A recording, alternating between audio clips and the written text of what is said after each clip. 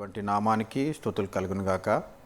దేవుని యొక్క మహాకృపా ప్రియులారా, తిరిగి మరి ఒక సాయంకాల వేళ మరి దేవుడు మనలను సజీవులుగా ఉంచి మరొకసారి ఆయన యొక్క అద్భుతమైనటువంటి లేఖనాలను ధ్యానించడానికి దేవుడు మనకిచ్చినటువంటి ఈ గొప్ప అవకాశమునకై ఆయనకెంతగానో కృతజ్ఞతాస్తులు చెల్లించబద్దులమై ఉంటున్నాం.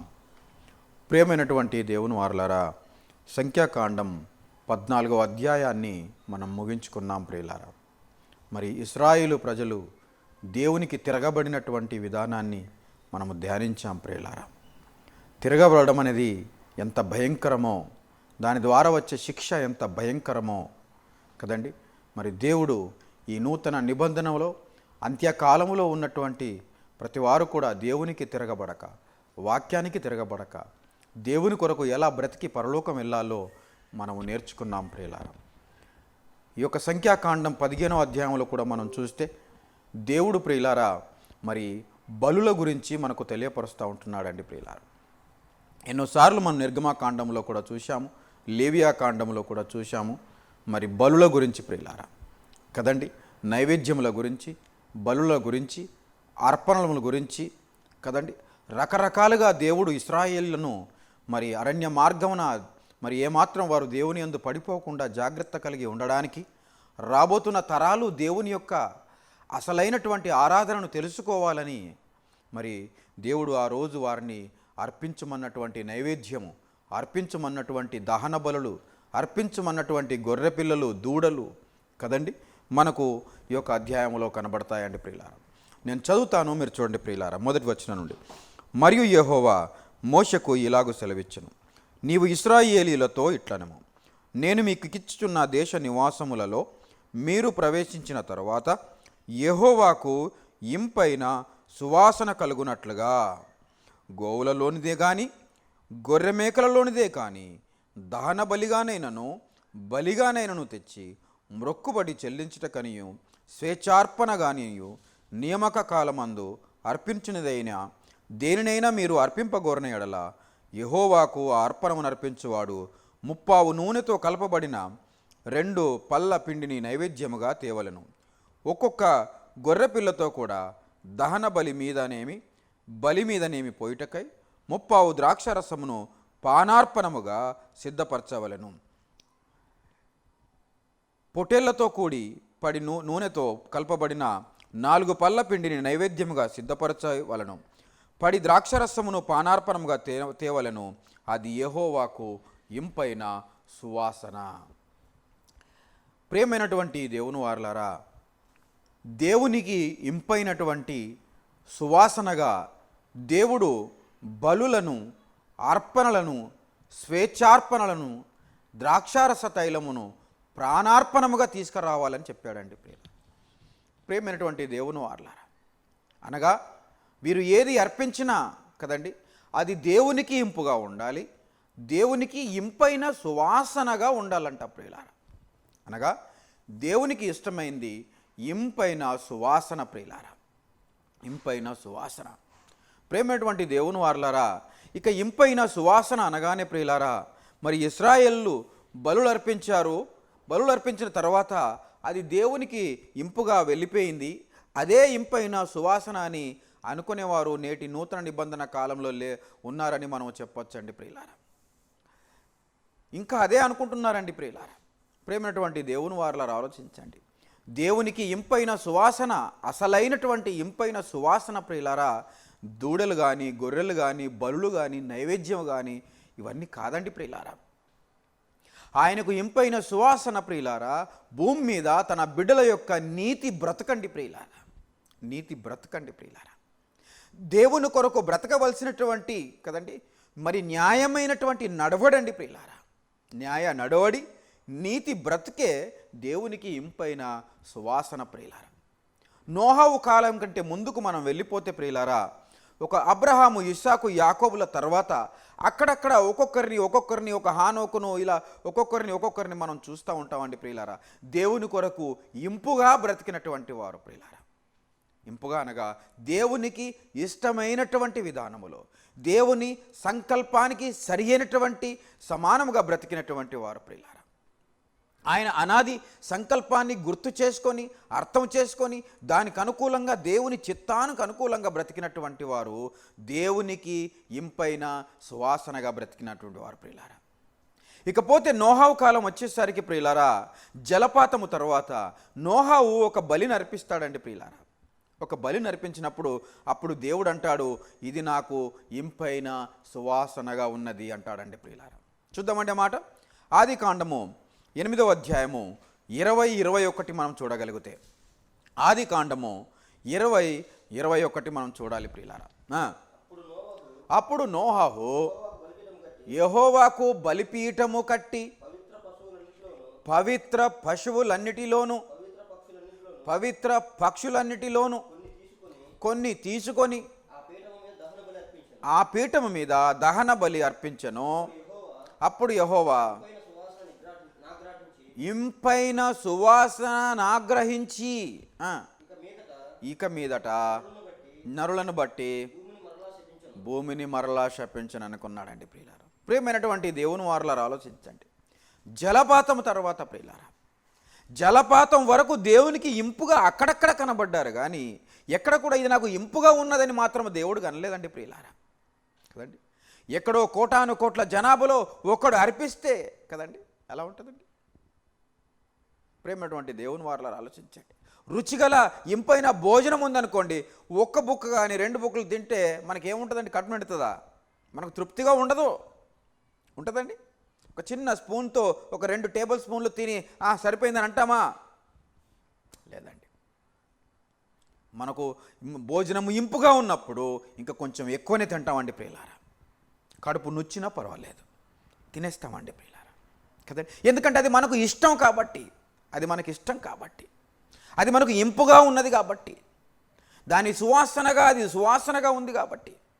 ప్రేమైనటువంటి దేవుని వారలారా, కదండి, ఎప్పుడైతే ప్రియులారా మరి దేవుడు మరి నోహావు బలిని అర్పించాడో ఆయన అంటున్న మాట ఏంటో తెలుసా? 21వ వచనంలో, ఇది నాకు ఇంపైన సువాసన అన్నాడండి ప్రియులారా. ఇది నాకు ఇంపైన సువాసన. ఎందుకంటే అప్పటి వరకు అవినీతి పరులందరూ కూడా ఎంతమంది అయితే ఉన్నారో అందరూ కూడా జల ప్రళయంలో చచ్చిపోయారు. అనీతిమంతులు ఎవరు లేరు. ఎవరైనా ఉన్నారంటే నీతిమంతుడైన నోహావు ఉన్నాడు. నీతిమంతుడైన నోహావు కుటుంబం ఉంది ప్రియులారా, అంతే. ప్రేమటువంటి దేవుని వారలారా, కదండి, నువ్వు ఒకడవే నీతిమంతుడుగా అనగా ఆ 8 మందిలో ఆ రోజుల్లో కోట్లలో ఒకడైతే ఆ రోజు 8 మందిలో ఒకడున్నాడు కాబట్టి ఇదిగో ఇంపైన సువాసన అని దేవుడు సర్టిఫై చేశాడండి ప్రియులారా నోహావు అర్పించినటువంటి బలి. ఎందుకు? నోహావు నీతిమంతుడు. చదవండి ఆది కాండము 7వ అధ్యాయం 1వ వచనం ప్రియులారా. ఆది కాండము 7వ అధ్యాయము 1వ వచనం ప్రియులారా. యెహోవా ఈ తరము వారిలో నీవే నా ఎదుట నీతిమంతుడవై ఉండుట చూచాను. నీతిమంతుడు అర్పించేది ఏదైనా, అది స్వేచ్ఛార్పణే కానీ, అది గొర్రెపిల్లనే కానీ, అది దహన బలే కానీ, అది మరి ఏ అర్పణైనా దేవునికి ఎలా ఉంటుందటండి? ఇంపైన సువాసనగా. అనగా కావలసింది ఆయనకు ఏం అర్పిస్తున్నావని కాదు, కానీ అర్పించేవాడు నీతిగా ఉన్నాడా, అర్పించేవాడు న్యాయంగా ఉన్నాడా, అర్పించేవాడు నా కుమారుడుగా ఉన్నాడా అని దేవుడు ఆలోచిస్తాడండి ప్రియులారా.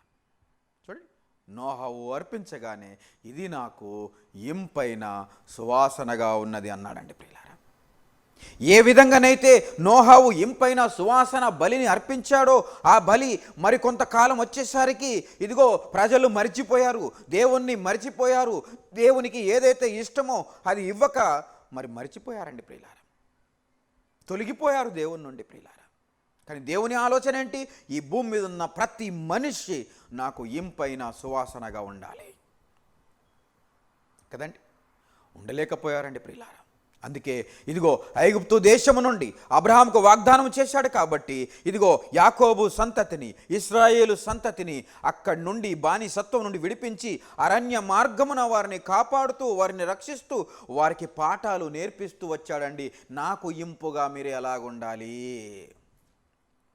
నాకు ఇంపుగా మీరు ఎలాగుండాలి. కదండి. అయితే ఇశ్రాయేళ్లకు ఈ బలి అర్పించమనగానే ఇశ్రాయేల్ ఏమనుకున్నారంటే ఈ బలులు అర్పించడమే కదా, మేము ఎలాగుంటే ఏంటి, ఈ బలులు అర్పిస్తే దేవునికి ఇంపు అనుకొని బలులు అర్పించడం మొదలుపెట్టారండి ప్రియులారా. అసలు దేవుడికి కావలసింది ఇశ్రాయేలీయులు అర్పించే బలులు కాదు, నైవేద్యములు కాదు, స్వేచ్ఛార్పణలు కాదు. ప్రేమటువంటి దేవుని వారలారా, మరేం కావాలి? ఇశ్రాయేలీయులే సువాసనగా ఉండాలని, ఇశ్రాయేలీయులే దేవునికి సువాసనగా ఉండాలని, నీతిమంతులుగా ఉండాలని. యెహెజ్కేలు గ్రంథములో ఒక మాట రాస్తాడండి భక్తుడు. చూడండి ప్రియులారా, పరిశుద్ధాత్మ దేవుడు రాసిపెట్టినటువంటి ఇంత చక్కగా ఉంటుంది చూడండి ప్రియులారా. యెహెజ్కేలు గ్రంథము 20వ అధ్యాయము 41వ వచనం ఉంటుంది ప్రియులారా. చూడండి, యెహెజ్కేలు గ్రంథము 20వ అధ్యాయము 41వ వచనంలో చూస్తే, జనములలో నుండి నేను మిమ్మును రప్పించున్నప్పుడును మిమ్మును చెదరగొట్టిన ఆయా దేశములలో నుండి మిమ్మును సమకూర్చినప్పుడు పరిమళ ధూపముగా మిమ్మును అంగీకరించెదను. చూడండి పిల్లలు, పరిమళ ధూపముగా ఎవరు ఉండాలటండి? వీరి బలులు కాదు, వీరే పరిమళ ధూపముగా ఉంటే, వీరే పరిమళ వాసనగా ఉంటే వీరిని దేవుడు అంగీకరిస్తాను అన్నాడండి ప్రియులారా. అందుకే కదా మిమ్మును నడిపించాడు జనములలో నుండి కదా, మిమ్మును చెదరగొట్టిన ఆయా దేశం నుండి కూడా మిమ్మును సమకూర్చాడు. ఎందుకు అంటే ఇశ్రాయేలీయులందరూ కూడా నాకు పరిమళ ధూపముగా ఉండాలి, దేవునికి అంగీకారముగా ఉండాలి, అంటే ఇంపుగా ఉండాలి అని అర్థం అండి ప్రియులారా. దేవుడు కోరుకున్నది ఇదండి ప్రియులారా. ఒక ఇశ్రాయేలునే కోరుకున్నాడా? కాదండి ప్రియులారా. ఈరోజు నిన్ను నన్ను కూడా అదే కోరుకున్నాడండి. మనము దేవునికి ఇంపైన సువాసనగా ఉండాలి. అప్పుడే మనం అర్పించినది దేవునికి ఇష్టం ప్రియులారా.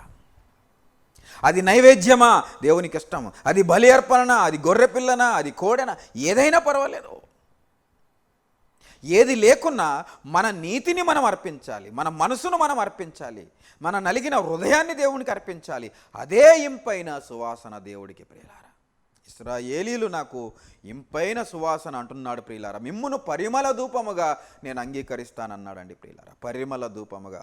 ప్రియ సహోదర సహోదరి, మనలను మనం పరీక్షించుకుందాం. మనం నిజంగా దేవునికి ఇంపైన పరిమళ సువాసనగా ఉన్నామా? ప్రేమటువంటి దేవుని వారలారా, మనం ఆలోచించాలి. ఇశ్రాయేలీయులు నాకు పరిమళ ధూపము, ఇశ్రాయేలీయులు నాకు పరిమళ సువాసన అన్నప్పుడు ఇశ్రాయేలీయులు ఎలా ఉన్నారో తెలుసా అండి? ఒక మాట మీకు చూపిస్తాను. ఆమోసు గ్రంథములో 5వ అధ్యాయము 21 నుండి మనం చదవగలిగితే, త్వరగా చదవండి, ముగించుకోవాలి త్వరగా. ఆమోసు గ్రంథము 5వ అధ్యాయము 21, 24 చాలా జాగ్రత్తగా వినండి, ఎక్కువసేపు చెప్పను. మీ పండుగ దినములను నేను అసహించుకొనుచున్నాను అంటున్నాడండి. చూడండి పిల్లారా, అంటే ఇశ్రాయేలీయులు ఆచారాలు చేయడమే మొదలుపెట్టారంతే. దేవుడు గొర్రెపిల్లని అడిగాడు, గొర్రెపిల్లని ఇచ్చేయి. ద్రాక్షరసం అడిగాడు, ద్రాక్షరసం ఇచ్చేయి. బలి అర్పించేసేయి, వండుకొని తినేసేయి. ఇదే నేర్చుకున్నారండి ప్రియులారా, ఇదే నేర్చుకున్నారండి ప్రియులారా. ఇక దేవునికి ఏది కావాలో మర్చిపోయారండి ప్రియులారా. అందుకే ఇక్కడ దేవుడు అంటున్నాడు భక్తుని ద్వారా, మీ పండుగ దినములు నేను నాకు అసహ్యమయ్యా, మీ పండుగలు నాకు అసహ్యమయ్యా.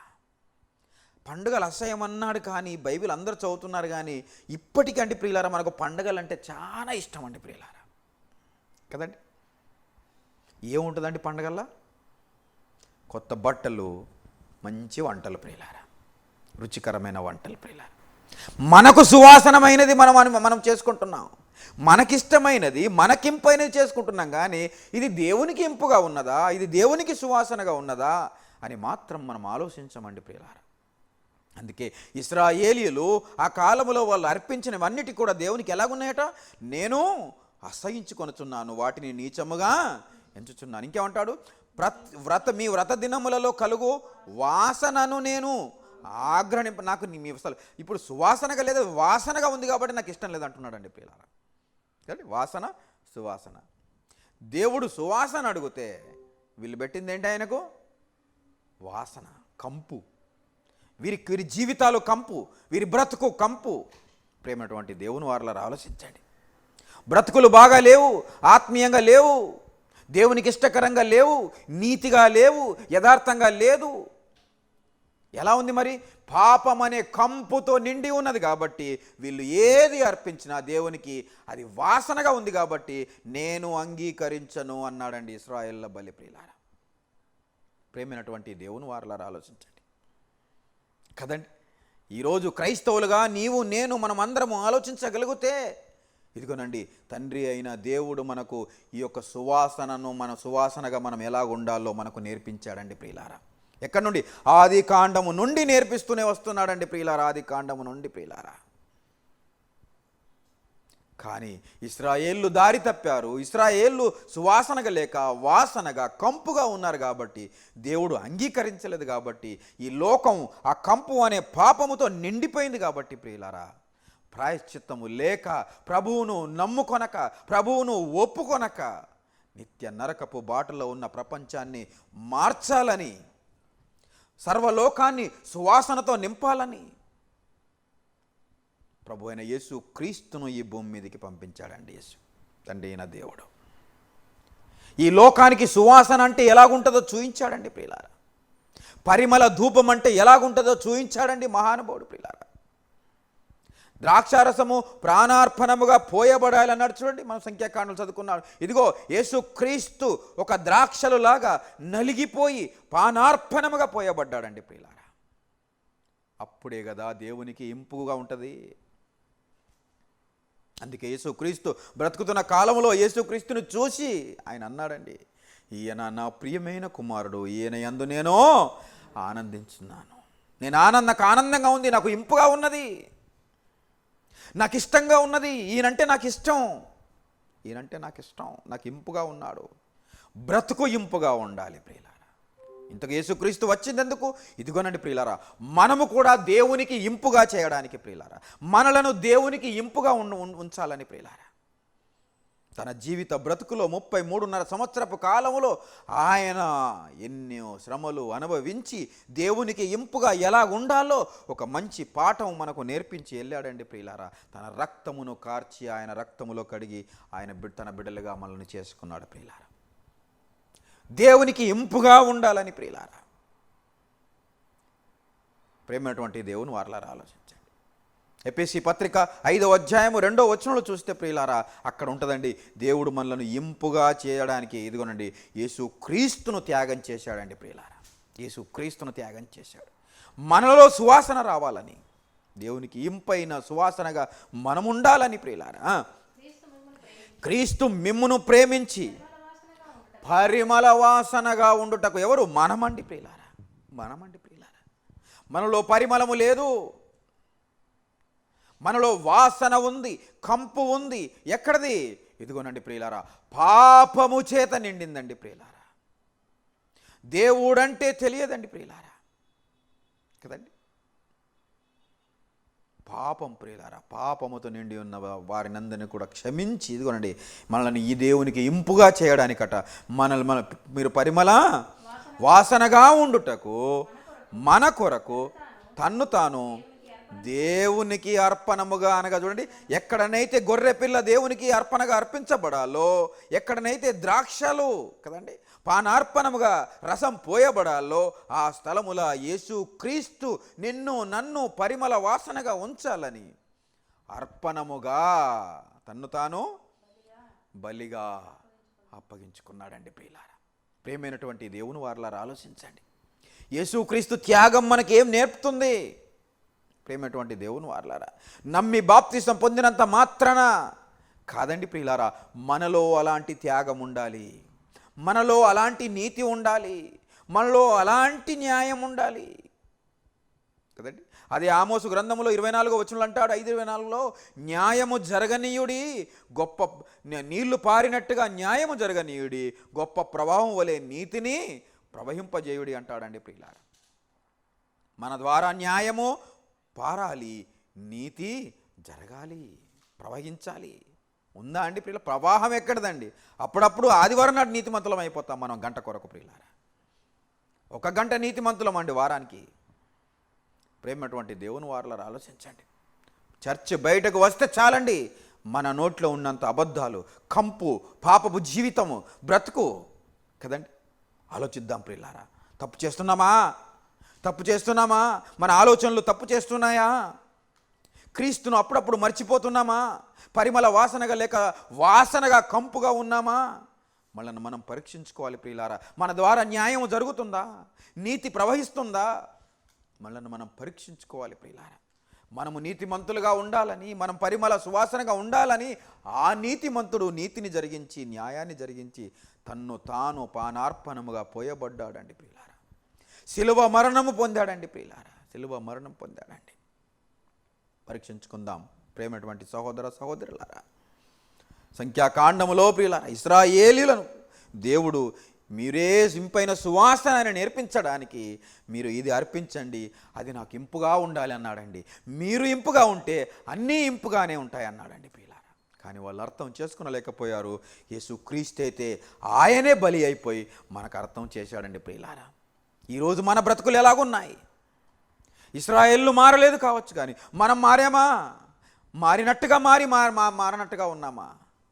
మనల్ని మనం పరీక్షించుకోవలసినటువంటి అవసరత ఉంది ప్రియులారా. 2 కొరింథీయులకు రాసిన పత్రికలో పౌలు గారు అంటాడు, నేను దేవునికి సువాసనగా ఉన్నానంటాడండి. చూడండి ప్రియులారా, 2 కొరింథీ 2:15 ప్రియులారా, రక్షింపబడు వారి పట్లను నశించు వారి పట్లను మేము దేవునికి క్రీస్తు సువాసన అయి ఉన్నాము. పౌలు ఎలా ఉన్నాడండి? ఆ తండ్రి అయిన దేవునికి క్రీస్తు ఎలా సువాసనగా ఉన్నాడో మేము ఆ సువాసన అయి ఉన్నామన్నాడండి ప్రియులారా. క్రీస్తు మనలో ఉంటే క్రీస్తు సువాసన దేవునికి ఇంపండి ప్రియులారా. దేవునికి ఇంపండి ప్రియులారా. దేవునికి ఇంపైన సువాసన క్రీస్తు మారాడండి ప్రియులారా.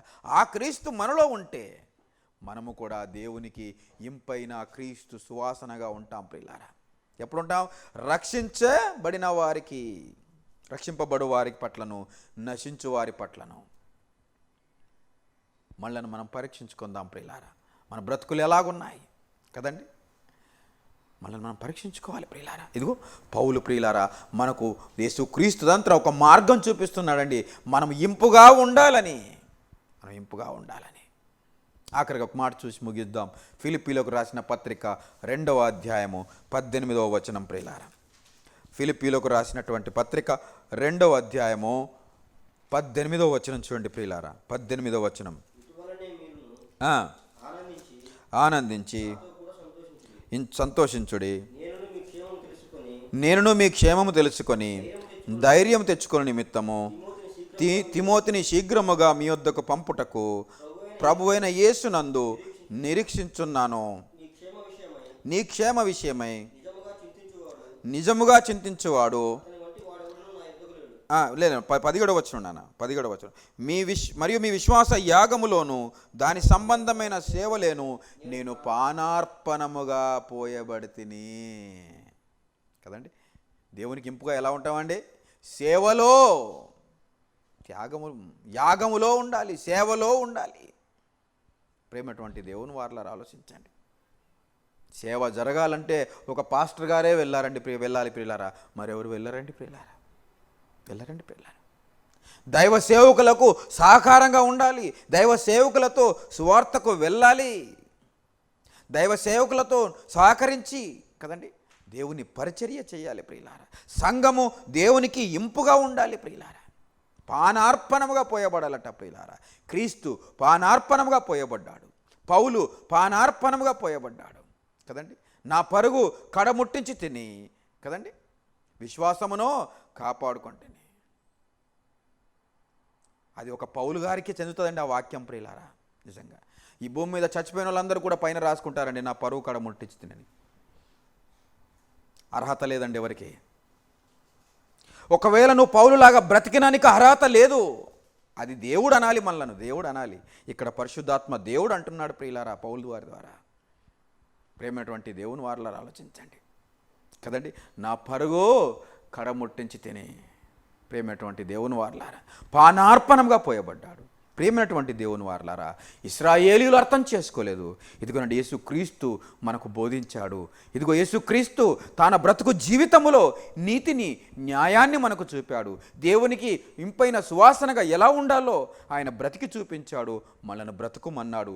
పౌలు గారు బ్రతికాడు, మనల్ని బ్రతుకుమంటున్నాడు ప్రియులారా కనుక ప్రియులారా, ఎక్కడైతే మనం కొదువై ఉందో ఆత్మీయ జీవితంలో దాన్ని మనం సరిచేసుకొని సరిదిద్దుకొని ఆత్మీయ జీవితంలో బలపడి బ్రతుకు దినములన్నీ కూడా మనము దేవునికి పానార్పణముగా పోయబడాలి, పరిమళ సువాసనగా ఉండాలి, పరిమళ ధూపముగా ఉండాలి ప్రియులారా. అటువంటి కృపను దేవుడు మనకు అనుగ్రహించునుగాక.